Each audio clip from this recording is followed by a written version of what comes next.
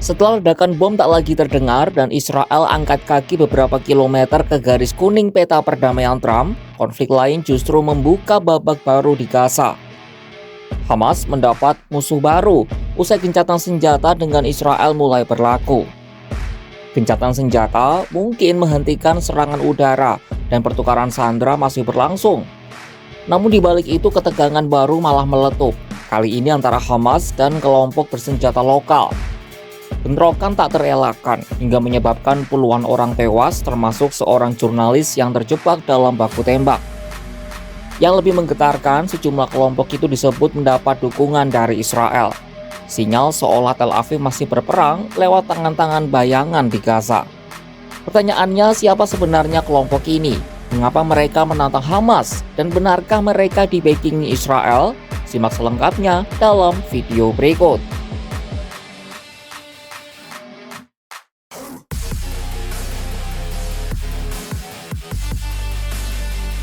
Bentrokan besar pecah di kota Gaza pada Minggu 12 Oktober 2025.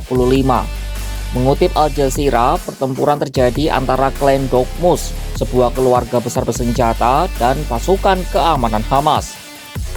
Klan Doqmus memiliki anggota dari berbagai faksi di seluruh spektrum politik di Gaza. Sedikitnya 27 orang tewas termasuk 8 anggota Hamas. Klan Doqmus dikenal luas di Gaza. Beberapa anggotanya pernah tergabung dalam berbagai faksi, mulai dari Hamas hingga kelompok yang dekat dengan otoritas Palestina. Klan ini diketuai oleh Momtaz Doqmus yang terlibat dalam penculikan tentara Israel Gilad Shalit pada 2008. Lalu seperti apa bentrokan yang terjadi di lapangan?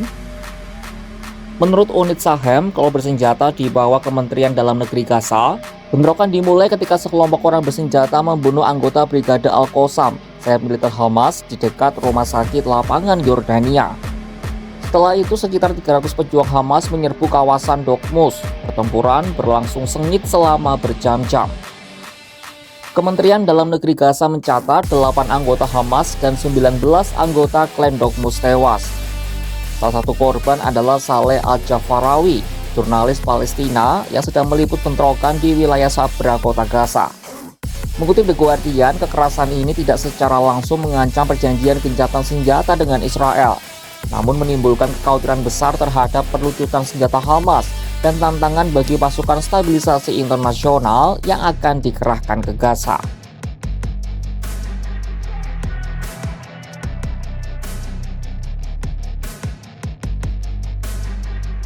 Sudah menjadi rahasia umum kalau Israel membackingi beberapa kelompok bersenjata di Gaza. Namun apakah klan Doqmus adalah salah satunya? Isu ini masih penuh teka-teki. Ada laporan yang menyebut klan Doqmus berafiliasi dengan Israel, tapi sumber lain di Gaza membantah keras klaim tersebut. Pemimpin klan saat ini, Nizar Doqmus, pernah mengatakan kepada Los Angeles Times pada awal Oktober bahwa militer Israel sempat menghubunginya untuk mengelola zona kemanusiaan di Gaza. Namun ia menolak dan tak lama kemudian wilayah tempat tinggalnya dibom oleh Israel. Hubungan antara Hamas dan klan Doqmus memang sudah lama tegang. Bentrokan serupa pernah terjadi di masa lalu dan tampaknya kini perselisihan itu kembali membara. Sejumlah laporan menunjukkan bahwa Israel memang pernah mendukung milisi di Gaza untuk memecah kekuatan lokal dan menimbulkan kekacauan internal. Salah satu yang paling dikenal adalah pasukan populer atau pasukan rakyat yang dipimpin oleh Yasser Abu Sabab dari suku Baduy Tarabin. Kelompok ini disebut-sebut koordinasi dengan Israel dan pernah dituduh menjara bantuan kemanusiaan untuk dijual kembali. Hamas dilaporkan beberapa kali terlibat bentrokan dengan pasukan rakyat sejak September 2024 dan menuding mereka sebagai kaki tangan Israel. Selain itu, Israel juga dilaporkan mendukung pasukan serangan melawan teror yang dipimpin oleh Hussam al-Astal, ex-perwira otoritas Palestina. Ia dituduh bekerja sama dengan Israel sejak 1990-an dan kelompoknya juga pernah bentrok dengan Hamas di awal Oktober. Kelompok ini dilaporkan menguasai sebuah desa bernama Kisan An-Najjar di provinsi Khan Younis di Gaza Selatan.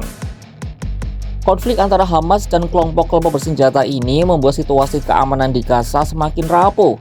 Bagi warga sipil yang sudah lelah dengan perang 2 tahun terakhir, ketegangan ini menambah penderitaan mereka.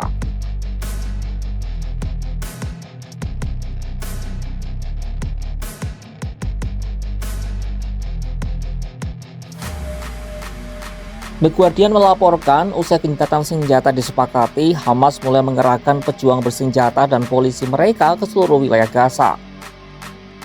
Hamas menyangkal telah menurunkan pasukannya ke jalan-jalan.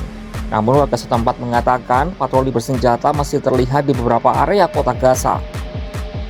Di lain sisi, ribuan warga Palestina mulai kembali ke reruntuhan rumah mereka. Bantuan kemanusiaan perlahan mulai masuk, tapi kondisi di lapangan tetap sangat sulit. Sebab penjarahan oleh geng-geng kriminal dan masyarakat yang putus asa masih terus terjadi. Pada Senin, Hamas telah menyerahkan 20 sandera hidup ke Israel.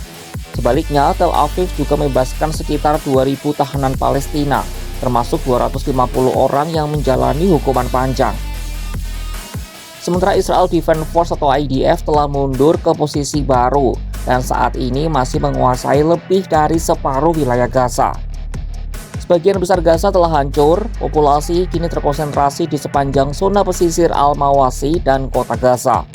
Hukum dan ketertiban telah runtuh di sebagian besar wilayah Gaza dengan keluarga-keluarga bersenjata, klan-klan, geng-geng, penjara, dan milisi yang semakin kuat. Di dalam Air Force One, Presiden Amerika Serikat Donald Trump ditanya soal polemik milisi lain yang berkonflik dengan Hamas di tengah masa pertukaran sandera dan tahanan.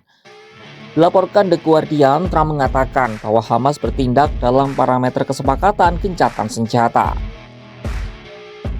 Gencatan senjata mungkin menghentikan bom, tapi tidak memadamkan bara. Gaza yang baru saja tenang kembali bergetar oleh peluru dari tangan sesama. Ini Hamas bukan hanya menghadapi Israel, tapi juga bayangan di dalam rumah sendiri. Klan Dokmus, milisi lokal, geng bersenjata, semuanya memegang senjata, tapi tak satu pun benar-benar memegang kendali. Israel mungkin tak lagi menembak, tapi pengaruhnya masih terasa lewat proksi dan lewat kekacauan. Gencatan senjata boleh ditandatangani, tapi perdamaian masih harus dicari. Karena Gaza tak hanya berperang dengan musuh di luar, melainkan juga dengan luka di dalam. Saksikan kabar lainnya hanya di kanal YouTube Kompas.com.